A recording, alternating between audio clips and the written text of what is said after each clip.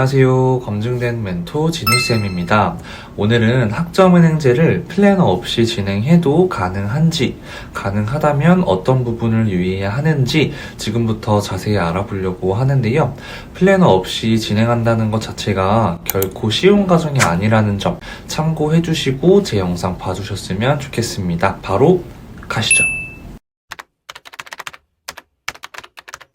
혼자서 진행하시게 되면 제도적인 부분에 대해서 정확히 알고 진행해 주시는 게 좋기 때문에 가장 기본적인 것부터 모르실 수 있는 부분까지 차근차근 알아보도록 하겠습니다. 먼저는 학위별 졸업 조건입니다. 전문학사는 전공 45, 교양 15 이상, 일반 20 이내, 합산 80학점 이상이시면 졸업이 가능하고요. 학사학위는 전공 60, 교양 30 이상, 일반 50 이내, 합산 140학점 이상이시면 졸업이 가능합니다.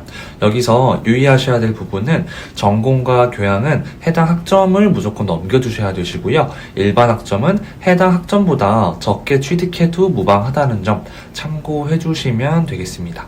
다음으로는 1년의 최대 이수 학점과 한 학기 최대 이수 학점에 대해서 알아보겠습니다. 학점은행제는 1년에 최대 42학점, 14과목 수강이 가능하고요. 한 학기에는 최대 24학점, 8과목 수강이 가능합니다. 그래서 보통은 학기당 7과목씩 진행하는 편인데 첫 번째 학기 때 몰아서 듣고 두 번째 학기 때 여유를 갖고 싶으신 분들은 첫 번째 학기 8과목, 두 번째 학기 6과목 이런 식으로 진행해 주셔도 무방합니다. 이 부분은 아마 모르시는 분들이 더 많을 텐데요.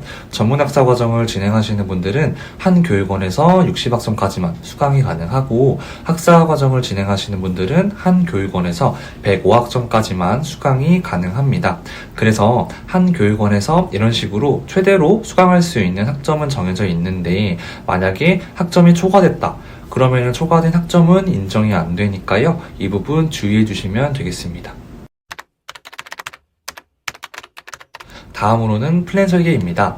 플랜 없이 혼자서 진행하시는 분들은 플랜 설계도 스스로 해주셔야 되기 때문에 굉장히 부지런하게 움직여 주셔야 합니다. 먼저는 평생교육진흥원 홈페이지에 들어가셔서 표준교육과정조회 버튼을 누르고 각자가 진행하실 전공을 검색하신 이후에 플랜을 짜주시면 되는데요. 이때 전공 필수 과목들은 최대한 들어주시는 게 좋습니다. 근데 예를 들어서 경영전공 기준으로 재무관리와 회계원리 같은 전필 과목들은 난이도가 있기 때문에 굳이 이 과목을 수강하시는 것보다도 전공학점으로 인정되는 자격증을 취득해서 해당 전필 학점을 메꿔주시는 것 또 하나의 전략이 될 수 있습니다. 그리고 진행하실 교육원이 정식 인가받은 교육원인지 조회하는 방법은 조금 전에 말씀드린 평진원 홈페이지에서 표준교육 과정조회 버튼 밑에 보시면은 교육훈련기간 조회라는 버튼이 있을 거예요. 그 버튼을 눌러주셔서 기관명에다가 학우님께서 확인하고 싶으신 교육원을 검색해 주시면 되니까요. 이 부분 참고해 주시면 되겠습니다. 사실 행정적인 부분이나 평진원상에서 해결해야 되는 부분이 있으면 진흥원 번호로 문의해서 상담사 통해 해결해 주시면 되는데 이 상담사분은 말 그대로 행정적인 부분을 도와주시는 분들이기 때문에 어떤 수업을 들어야 하고 어떤 자격증을 따야 하고 어디 교육원에서 수강을 해야 하는지는 알려주지 않아요. 이 부분은 직접 알아봐 주셔야 합니다.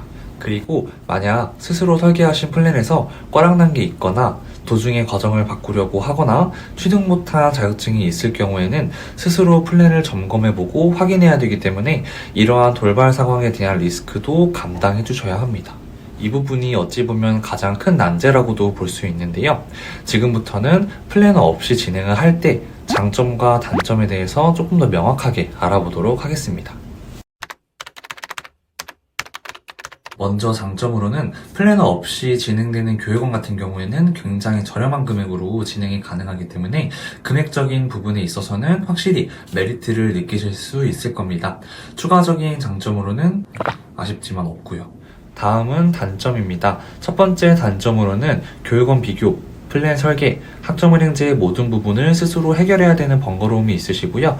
두 번째 단점으로는 도움받으실 수 있는 정보나 팁, 그리고 자료가 없기 때문에 멘토에게 도움받으며 진행하는 학생들보다는 높은 성적을 얻기 불리하다는 점이 되겠습니다. 세 번째는 학점은행제를 혼자 하시는 분들은 사실 무에서 유를 창조하는 느낌이기 때문에 굉장히 많은 시간을 쏟으셔야 되시고요. 마지막 네 번째는 학점은행제를 진행하시면서 도중에 생긴 궁금증 같은 경우에는 실시간으로 문의할 멘토가 없다 보니 멘토가 있는 학생들보다는 정보력이나 돌발 상황에 대해서 사실 굉장히 미흡하다라는 부분이 되겠습니다. 그래서 플래너 없이 진행하시는 건 학우분들 선택이지만 이러한 리스크가 있다는 점 참고해 주시고 신중히 결정해 주시면 되겠습니다. 네, 지금까지 검증된 멘토 진우쌤이었습니다. 오늘은 학점은행제 플래너 없이 가능한지에 대해서 자세히 알아보았는데요. 학점은행제에 대한 이해가 높고 그리고 스스로 모든 부분을 알아보고 해결할 수 있는 능력과 시간이 된다라면은 플래너 없이 진행하셔도 무방하지만 성적을 잘 받아야 하는 편입생분들이나 시간이 빠듯하신 직장인분들 같은 경우에는 플래너에게 도움받으면서 수월하게 진행하시는 방향을 권장드리겠습니다. 네, 오늘 영상은 여기까지고요. 저는 다음 영상에서 다시 찾아뵙도록 하겠습니다. 감사합니다. 여러분 안녕.